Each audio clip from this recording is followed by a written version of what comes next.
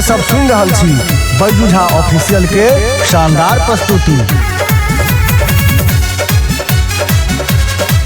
सुन बात है गए फूल झरिया, लचका नहीं ए न कमरिया, 6-16 के गई उमरिया, निकले नहीं ठीक दोपहरिया।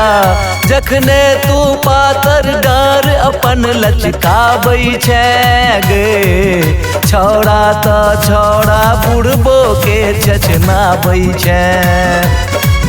जखने तू पातर डार अपन लचकाबै छै गे, छौड़ा त छौड़ा बुढ़बो के चचनाबै छै।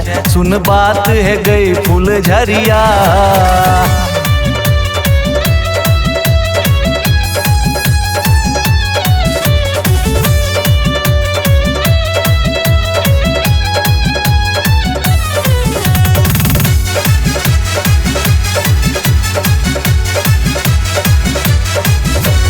बूझै छै अपना के काजल रघवानी गे, हम छौड़ा दरभंगा के नहीं कर मनमानी गे। किया बूझै छै अपना के काजल रघवानी गे, हम छौड़ा दरभंगा के नहीं कर मनमानी गे। नहीं चलतो कोनो जादू, नहीं चलतो कोनो टोना, मोहै छै मन हमर कही कही के बाबू सोना। कि जे तिरछी नजर से बेर बेर बान चलाबै छै गे, छौड़ा त छौड़ा बुढ़बो के चचनाबै छै, छौड़ा त छौड़ा बुढ़बो के चचनाबै छै।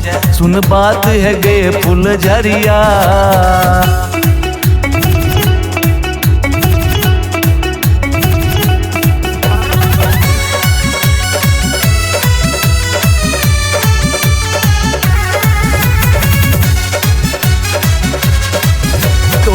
सन बहुतो हसीना हे गे पैन भरै छै, लुलिया जुलिया सन बहुतो हमरा पर मरै छै। तोरा सन बहुतो हसीना हे गे पैन भरै छै, लुलिया जुलिया सन बहुतो हमरा पर मरै छै।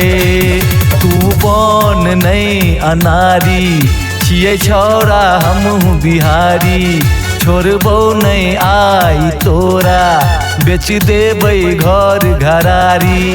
हे गे लग में आने दूर किया तू भागै छै गे, छौड़ा त छौड़ा बुढ़बो के चचनाबै छै, छौड़ा त छौड़ा बुढ़बो के चचनाबै छै। सुन बात है गे फूल झरिया।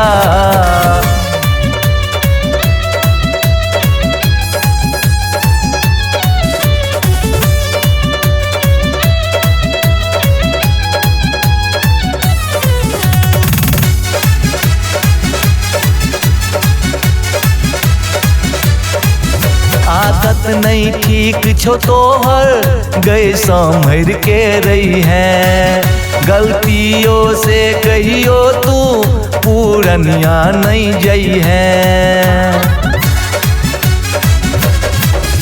आदत नहीं ठीक छो तोहर गए संभर के रही है, गलतियों से कहियो तू बेनीपुर नहीं जई है।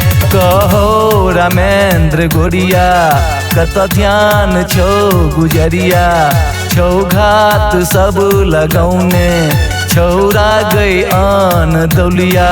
कि जे देख के ओढ़नी अपन तू उड़ियाबै छै गे, सच पूछ त बैजू के देह में आग लगाबै छै, सच पूछ त बैजू के देह में आग लगाबै छै। सुन बात है गए फूल झरिया, लचका नहीं ए न कमरिया, 6-16 के गई उमरिया, निकले नहीं ठीक दोपहरिया।